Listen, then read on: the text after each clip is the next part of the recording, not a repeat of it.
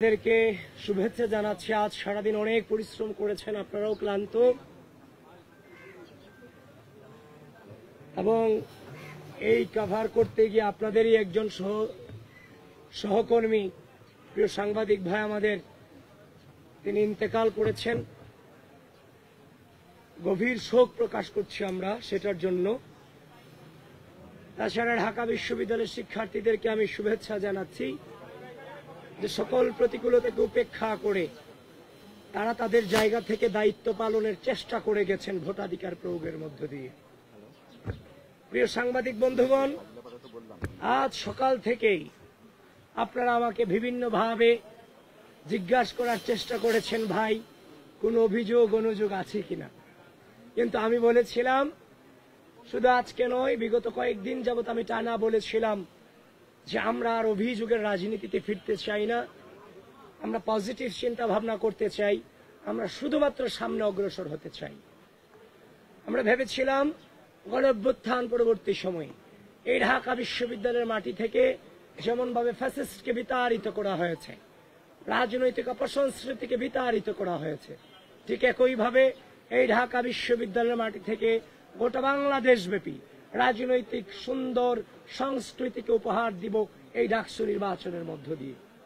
আপনারা দেখেছেন সকাল থেকেই, গতকালকে আমি আপনাদেরকে জানিয়েছি যে আমার উপর, আমার সকল কর্মকাণ্ডের উপর অনলাইনে সাইবার অ্যাটাক হচ্ছে, সংবাদ সম্মেলন করেছিলাম।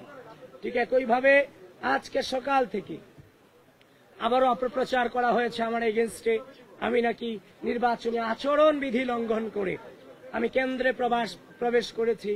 এই ধরনের মিস ইনফরমেশন, ডিসইনফরমেশন ছড়িয়ে বিশ্ববিদ্যালয়ের দায়িত্বশীল রিটার্নিং কর্মকর্তা আপনাদেরকে পর্যন্ত বিভ্রান্ত করতে বাধ্য করেছে।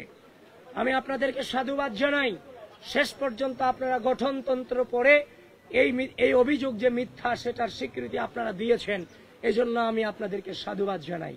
কিন্তু অল্প সময়ের মধ্যে এই যে মিস ইনফরমেশন ছড়িয়ে আমাদেরকে সাধারণ শিক্ষার্থীদের সামনে কলঙ্কিত করার চেষ্টা এবং অপচেষ্টা চালানো হয়েছে, সেটা বিশ্ববিদ্যালয়ের রিটার্নিং কর্মকর্তা কর্তৃক, একজন নির্বাচন কমিশন কর্তৃক। সুতরাং এটা কোনোভাবেই মেনে নেওয়া যায় না। এরা বারবার এদের ব্যর্থতার প্রমাণ দিয়ে গিয়েছে। আপনি দেখেছেন আজ আমাদের নির্বাচনী গঠনতন্ত্রে আছে, আপনারা তো 2019 সালে ডাকসু নির্বাচনে নাকি কাভার করেছেন। এখানে ভিপিজিএস, এজিএস নাকি তাদের প্যানেলের তাদের ভোট কেন্দ্র পরিদর্শনের সুযোগ ছিল না? অবশ্যই ছিল। তাদের কি পরিচিতি কার্ড থেকে শুরু করে তাদের আলাদা একটা পরিচিতি ছিল না? সব ছিল। কিন্তু বিশ্ববিদ্যালয় প্রশাসন এসব আয়োজনে চরম ব্যর্থতার প্রমাণ দিয়েছে, এবং আমরা প্রত্যেকটা কেন্দ্রে যখনই গিয়েছি আমাদেরকে বারবার এতিমের মতো দাঁড় করিয়ে রাখা হয়েছে, আমাদের সময় নষ্ট করানো হয়েছে। শেষ পর্যন্ত দেখতে পেলাম রোকেয়া হলের একজন মেয়ে ভোট কেন্দ্র থেকে ভোট দিয়ে বেরিয়ে এসে আমাকে অভিযোগ করছে যে ভাই, যে ব্যালট পত্র আমাদেরকে দেওয়া হয়েছে সেখানে আগে থেকে সাদিককে এবং ফরহাদের নামে ক্রস চিহ্ন দেওয়া রাখা হয়েছে। সেটা শুধুমাত্র রোকেয়া হলে ঘটে নাই, সেই ঘটনায় অমর একুশে হলেও ঘটেছে। অমর একুশে হলের যে ভোট কেন্দ্র সেখানেও ঘটেছে। তখন আমি যখন দুটাই ইনভেস্টিগেশন করতে গেলাম, চিফ রিটার্নিং অফিসারের নির্দেশক্রমে আমি ভোট কেন্দ্রে প্রবেশ করলাম এবং তাদেরকে জিজ্ঞাসাবাদ যখন করলাম, জানার চেষ্টা করলাম, তারাও সেটা মেনে নিয়ে বললো এটা কিভাবে হয়েছে আমরা জানি না। সুতরাং স্পষ্টভাবে জানিয়ে দিতে চাই, যেহেতু ঘটনা দুই জায়গায় ঘটনা ঘটেছে, প্রমাণিত হয়েছে, তার মানে এর আগেও অনেক ব্যালটে সম্ভবত, আমরা যতটা নিশ্চিত হচ্ছি, আমরা জানি না কত ব্যালটে আগে থেকে চিহ্ন ভরে ব্যালট বক্স ভরে দিয়ে রাখা হয়েছে, সেটা আমাদের এখনো পর্যন্ত আমাদের জানা নাই। যেহেতু ঘটনা দুইটা প্রমাণ পেয়েছি, তার মানে এরকম ঘটনা আরো ঘটেছে, এটা নিঃসন্দেহে, এটা আমরা অনুমান করতে পারছি। তো এখন কথা হচ্ছে, একদিকে এটা করে বেড়ালেন, নির্বাচনী কারচুপি করলেন, এখন নির্বাচনী কারচুপি করার পরে উল্টো দায় দেওয়ার চেষ্টা করলেন। তারপর হচ্ছে যে আমাদের যে সকাল থেকে পুলিশ এজেন্ট থেকে শুরু করে আমাদের প্রার্থীদেরকে তো জ্বালানো হয়েছে।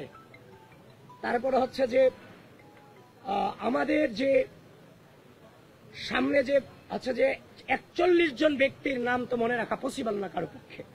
41টা ব্যালট নাম্বার কি মনে রাখা সম্ভব? তা আমরা যখন ভোট কেন্দ্রের 100 মিটার দূরত্ব থেকে যখন আমরা আমাদের যখন ব্যালট নম্বরগুলো দিচ্ছিলাম, এগুলো সকালে প্রত্যেকটা কেন্দ্রে কেন্দ্রে আমাদেরকে বাধা প্রদান করা হয়েছে, যেটা কোনোভাবেই মেনে নেওয়ার মতো নয়। তারপর হচ্ছে অমর 21 হলের যে ঘটনায় আপনারা জানেন, একজন নির্বাচন কর্মকর্তাকে সেখানে বরখাস্ত পর্যন্ত করা হয়েছে। তারপর হচ্ছে যে আপনার বিশ্ববিদ্যালয়ে আমি যতক্ষণ পর্যন্ত ঘুরে দেখি বিভিন্ন ধরনের বহিরাগত ব্যক্তিদেরকে আমি দেখা পেয়েছি। আমি আশ্চর্য হচ্ছি, কেউ বলছে কুড়িগ্রাম থেকে এসেছে, কেউ বলছে যে আমি এই এলাকার নেতা। আমি দেখেছি জামাতের অনেক নেতা পাশের নামে এই ঢাকা বিশ্ববিদ্যালয় আজকে সারাদিন ঘুরে বেরিয়েছে। তাহলে এই যে ঢাকা বিশ্ববিদ্যালয়ের ভিসি এবং প্রক্টর আমাদের পুলিং এজেন্ট দিতে গিয়ে আপনারা আমাদের সাথে নানান ধরনের প্রতারণা করেছেন। সেখানে নিরাপত্তা পাস নামে ঢাকা বিশ্ববিদ্যালয়ের বাইরে থেকে জামাত শিবিরের নেতা কর্মীদেরকে আপনারা ক্যাম্পাসে ঠাঁই দিয়েছেন। এটা কোনোভাবেই বরদাস্ত করার মতো ম্যাটার নয়।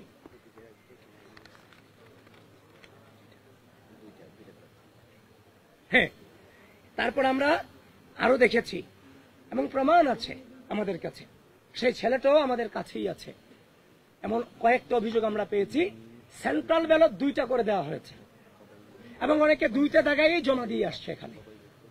এবং আমরা দেখতে পাচ্ছি সেটার রেজাল্ট কিছুটা ভোট গ্রহণে কিছুটা প্রভাব ফেলেছে বলে লাস্ট 1 ঘন্টায় বিজয় 71 হলের যে ভোট কেন্দ্র ছিল সেখানে দেখানো হয়েছে লাস্ট 1 ঘন্টায় 100 কাউন্ট হয়েছে। কিন্তু এখানে যারা অবস্থান করেছে তারা আমাদেরকে নিশ্চিত করেছে লাস্ট 1 ঘন্টায় 100 জন স্টুডেন্ট আসেনি এখানে বিজয় 71 হলের যে ভোট কেন্দ্র ছিল। তারপর হচ্ছে যে আমরা এখনো পর্যন্ত বিশ্ববিদ্যালয় প্রশাসনের কাছে 12টা অভিযোগপত্র জমা দিয়েছি, লিখিত অভিযোগ আমরা জমা দিয়েছি। সবকিছু মিলিয়ে আমরা যে নির্বাচন আশা করেছিলাম যে আমরা কোনো প্রশ্ন রাখতে চাই না, আমরা সেই নির্বাচনের কাছ থেকে আমরা সেই শুরুতেই গণ-অভ্যুত্থান পরবর্তী যে গণতান্ত্রিক চেতনা, সেই চেতনাকে ব্যাহত করা হয়েছে। আপনি আশ্চর্য হবেন, সেই টিএসসিতে একজন ম্যাম, মুনামি ম্যাম, সহকারী প্রক্টর, তিনি আমাদের মেয়ে সূচনাকে পাঠ কক্ষ বিষয়ক সম্পাদক রোকেয়া হলের মুনামিকে বলেছে তোমার ছাত্রত্ব কিভাবে থাকে আমি তোমাকে দেখে দিব। ম্যাডামকে তো হিংস্র আচরণ করার প্রয়োজন ছিল না, এটা তো নির্বাচন। সে তার শুধুমাত্র আপনার হচ্ছে যে আমাদের যে ব্যালট নম্বরগুলো বিতরণ করার কারণে তাকে ছাত্রত্ব নিয়ে নেওয়ার হুমকি তিনি দিয়েছেন এবং খুব বাজে বিহেভ আমাদের সাথে করেছেন। এবং তিনি রোকেয়া হলে যতবার আমি returning officer, chief returning officer থেকে শুরু করে প্রত্যেকের অনুমতি নিয়ে যতবার প্রবেশ করতে চেয়েছি, আমাকে বারবার তারা বাধাগ্রস্ত করেছেন। তো সবকিছু মিলিয়ে আমরা ধৈর্য ধারণ করেছি। আপনারা আমাদেরকে বারবার বলেছেন, আমি দুপুর পর্যন্ত বলেছি আমি কোনো অভিযোগ করতে চাইনি। আজকে আমরা এই গণতন্ত্রকে আমরা অনুভব করতে, আমরা এনজয় করতে চাই। দুপুর 1টা 12টার পর থেকে যখন এগুলো আসতে থাকে তখন তো আর মুখ বন্ধ করে থাকা যায় না। সুতরাং আমরা যখন দেখেছি ব্যালট 2 সেন্টারে ব্যালট নিয়ে কারচুপি হয়েছে, তার মানে ধরে নিতে পারছে এমন কারচুপির ঘটনা অনেক ঘটেছে। এখনো পর্যন্ত ধৈর্য ধারণ করে আছি। আমরা সুস্থ, স্বাভাবিক, নিরাপদ ক্যাম্পাস বিনির্মাণে প্রত্যয়ী, কিন্তু স্পষ্টভাবে জানিয়ে দিতে চাই, যদি একইভাবে ভোট গণনাতে ম্যানিপুলেট করার বিন্দু পরিমাণ চেষ্টা করা হয় এবং যারা বাংলাদেশের স্বাধীনতা সার্বভৌমত্বকে বিশ্বাস করেন না, যারা এই ক্যাম্পাসের সাধারণ শিক্ষার্থীদের মত প্রকাশের স্বাধীনতাতে বিশ্বাস করেন না, যারা এই ক্যাম্পাসের সাধারণ শিক্ষার্থীদের মানবাধিকারে পূর্ব বিশ্বাস করেননি, এখনো করেন না, তারা যদি ভোট গণনার ম্যানিপুলেটের মধ্য দিয়ে যদি নির্বাচনী ফলাফলকে ব্যাহত করার বিন্দু পরিমাণ চেষ্টা করে, ঢাকা বিশ্ববিদ্যালয়ের সাধারণ শিক্ষার্থীরা সম্মিলিতভাবে তাদেরকে প্রতিরোধ করবে ইনশাআল্লাহ। এবং আমরা ইতিমধ্যেই দেখতে পাচ্ছি নীলক্ষেত, কাটাবন, চাংখারপুল, চারদিক থেকে দেশব্যাপী জামাত শিবিরের নেতাকর্মীরা সংঘবদ্ধভাবে অবস্থান নিয়েছে।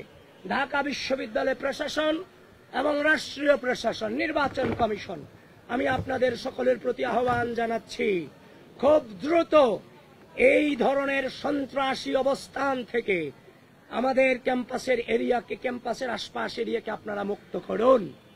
এই ধরনের যোদ্ধাংদেহী অবস্থান কোনোভাবেই আমরা অভ্যুত্থান পরবর্তী সময়ে আশা করিনি এবং সেটা রাখিওনি। সুতরাং আশা রাখছি আপনারা সেই ব্যবস্থাগুলো আপনারা নেবেন। আর এখন যেহেতু ভোট গণনা চলছে, আপনারা আপনাদের জায়গা থেকে সজাগ দৃষ্টি রাখুন, আমরাও আমাদের জায়গা থেকে সজাগ দৃষ্টি রাখার চেষ্টা করছি।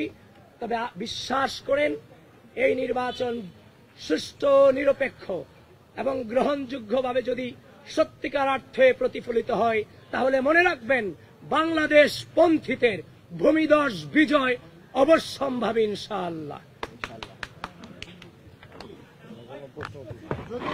প্রশ্ন উত্তর নিব না ভাইয়া, কোনো প্রশ্ন উত্তর নিতে যাচ্ছি না, আমরা পরে কথা বলবো।